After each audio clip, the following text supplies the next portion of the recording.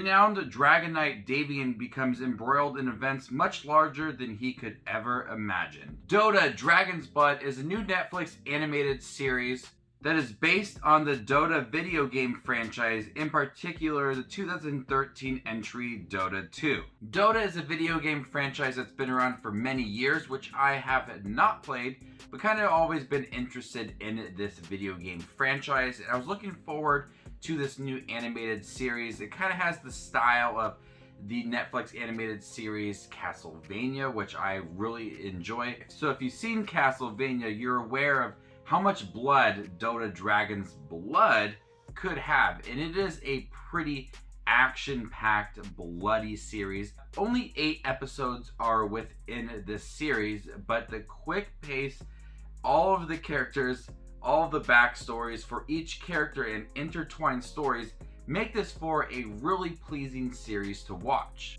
The story focuses on 2 main characters, Davion the Dragon Knight and Mirana the Princess of the Moon. Davion slays dragons for a living, and Mirana is trying to find a stolen lotus. Since the story focuses on these 2 main characters within the 8 episodes, and their stories are going by themselves throughout most of the series, and they intertwine a little bit throughout the series, there is a lot of pleasant surprises surrounding some of these characters, especially Davion. When we learn about his ambitions and we learn a little bit more about dragons, there's a lot of backstory and depth given to this character that I found very surprising. Since I do not know anything of the Dota franchise, I was able to go into this series with an open mind and not any idea of where these characters could go. And as somebody who's not played the games, I was pleasantly surprised with the way that they took some of these characters, and it continued to build on top of each other. And big moments for Davion really added to the story and added to the character and the overall story and the urgency surrounding it. Why I felt more connected to Davion's story, which started out from the beginning, and how he kills dragons for a living, and he's very good at it as well. Throughout the series, I found myself to be a little more interested in Mirana's story and her trying to find this stolen lotus from the goddess of the moon, and there's a lot of story that builds within her character as well. I was afraid that with it being 8 episodes, there wouldn't be enough backstory or depth given to each of these characters, but with its quick pace, I was pleasantly surprised with the amount of effort that went into building these characters, intertwining their stories, and giving them a lot of backstory to where you care about their characters and you felt the impact from big climax scenes about middle half of the series that really carried through the rest of the episodes to episode 8.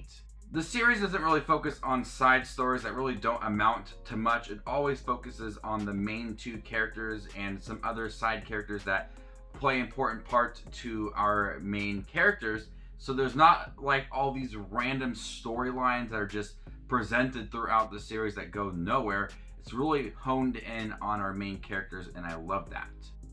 The visuals here by Studio Mir are excellent. Since this is like a battle game franchise, there's a lot of combat and there's a lot of blood within the series.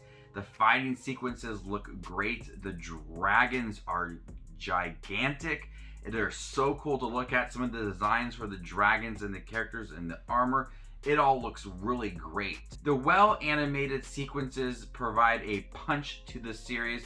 I found myself being swept away by all of the great animation within this series. It's mostly focused on Dota 2, which was released in 2013, and the way that this season is focused, it says that it's book 1, which makes me believe that there will be a book 2 if this does be successful on Netflix. But this book 1, consisting of only 8 episodes, really teases where this world can go. There's a lot of great world building within here. All of the characters and the dragons and some of the minor characters have a lot to do within the series, and I would be so interested in a book 2 or a season 2 and really expand on that and the lore behind Dota, because I could tell that there is so much around this.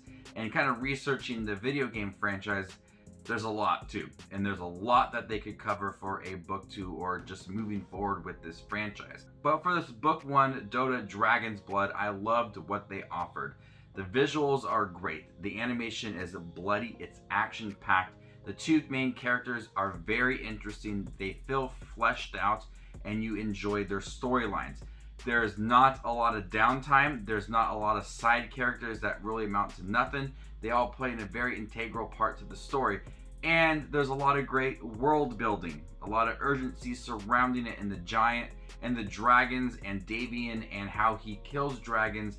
And dragons mean a little more to him kind of about middle half of the series, and he has a kind of different opinions about dragons. So if you have seen this series, kind of understand what I'm getting at. But there is a huge reveal for Davion about middle half that I was pretty shocked at, and I enjoyed where they took the character and how he kind of had to have different thoughts about dragons, and it really challenged the character as well. So this is probably a must watch for Dota fans, but as somebody who has not played any of the games, I was pleasantly surprised with the series and how invested I was with the characters and the story and the animated sequences as well, and it made me want to kind of research the game. Not sure if I play it because I don't really play too much games besides like Pokemon and baseball, but I would be interested in kind of watching people play maybe and seeing how the video game franchise is run. I'm gonna go ahead and give Dota Dragon's Blood on Netflix a B+. Thank you guys. Check my review for Dota Dragon's Blood on Netflix. Have you guys seen it by chance? What do you think about it? Let me know in the comment section down below. And are you looking forward to a book 2? My name is Just Watches Movies, and you guys stay classy, YouTube.